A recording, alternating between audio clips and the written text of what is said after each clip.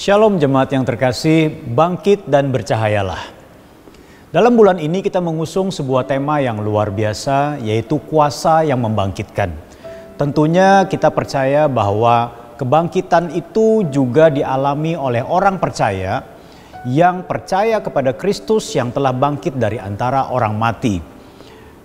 Saudara yang kasih dalam Tuhan, ada satu peristiwa sebelum Yesus masuk di dalam proses penyalipan yang begitu menyakitkan, yaitu peristiwa perjamuan kudus bersama dengan para murid. Peristiwa ini dicatat di dalam Markus pasal 14 ayat 22 sampai dengan ayat 25. Saya akan bacakan ayat 22 sampai dengan ayat 24 saja. Di sini dikatakan begini, dan ketika Yesus dan murid-muridnya sedang makan, Yesus mengambil roti, mengucap berkat, memecah-mecahkannya, lalu memberikannya kepada mereka dan berkata, "Ambillah, inilah tubuhku." Sesudah itu ia mengambil cawan, mengucap syukur, lalu memberikannya kepada mereka. Dan mereka semuanya minum dari cawan itu. Dan ia berkata kepada mereka, "Inilah darahku, darah perjanjian yang ditumpahkan bagi banyak orang." Perjamuan kudus yang dilakukan oleh Yesus dan para murid sampai hari ini bukan hanya dilestarikan, tetapi dilakukan juga oleh gereja Tuhan sebagai sebuah peringatan.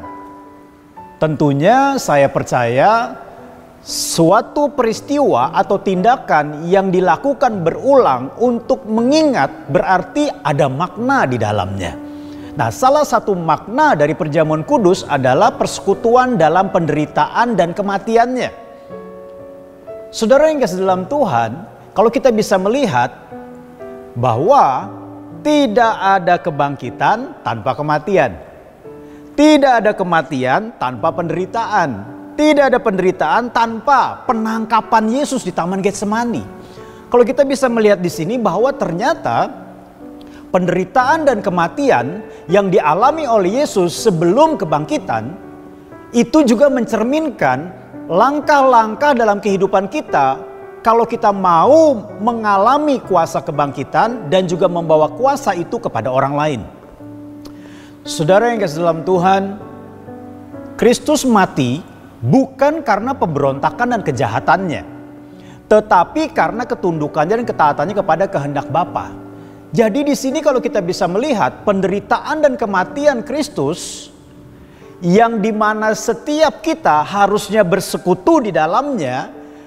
Penderitaan dan kematian itu bukan karena penderitaan atau bukan karena penderitaan yang diakibatkan karena kejahatan dan juga pelanggaran hukum yang kita lakukan. Bukan itu. Saudara yang kasih dalam Tuhan, kalau kita bisa melihat waktu Yesus diadili, tidak ada satu orang pun yang dapat menunjukkan kesalahan atau pelanggaran yang Yesus lakukan. Nah, jadi di sini kita bisa melihat berarti persekutuan dalam penderitaan dan kematiannya itu memiliki arti bagi kita. Yang pertama adalah bersekutu dalam ketundukan. Ketundukan terhadap apa? Ketundukan terhadap kehendak Bapa. Itulah yang menjadi persekutuan kita dengan Yesus, yaitu apa? Ketundukan dengan kehendak Bapa. Ketika kita mau bersekutu di dalam penderitaan kematiannya, bersekutulah dalam ketundukannya. Bersekutulah di dalam penerimaan dia terhadap kehendak Bapa. Bersekutulah di dalam persetujuan dia terhadap kehendak Bapa. Saudara yang kasih dalam Tuhan, kehendak Bapa seringkali bertolak belakang dengan kehendak kita. Tetapi kalau kita melihat teladan Yesus, dia mengosongkan dirinya demi dia dapat menerima dan melakukan kehendak Bapa. Hal seperti inilah yang dilakukan oleh Yesus sehingga dia dapat masuk di dalam proses penyalipan dengan kerelaan hati yang luar biasa. Sehingga apa yang terjadi? Kebangkitan terjadi.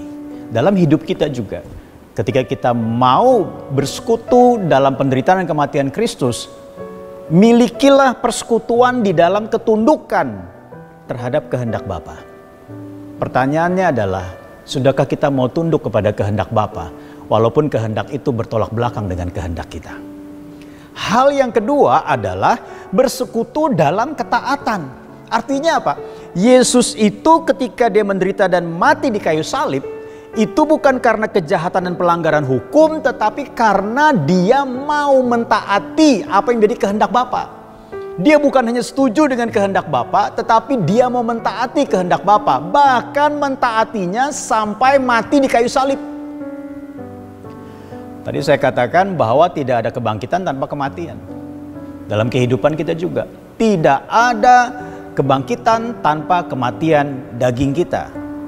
Tidak ada kematian daging tanpa hidup yang mau bersekutu dengan ketaatan kepada kehendak Bapa, sama seperti Yesus. Hari ini kita diingatkan kembali. Mari kita bersekutu dengan penderitaan dan kematian Kristus supaya terjadi kebangkitan. Dalam hal apa?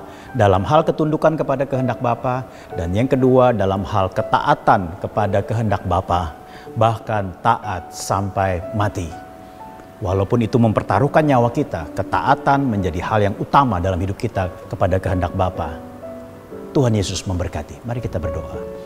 Bapa di surga, kiranya Tuhan firman-Mu renungan hari ini menjadikan kekuatan bagi kami, meneguhkan kami untuk kami boleh terus dipersekutukan dengan Kristus dalam penderitaan kematiannya, melalui bersekutu di dalam ketundukannya kepada kehendak Bapa dan bersekutu di dalam ketaatannya kepada kehendak Bapa.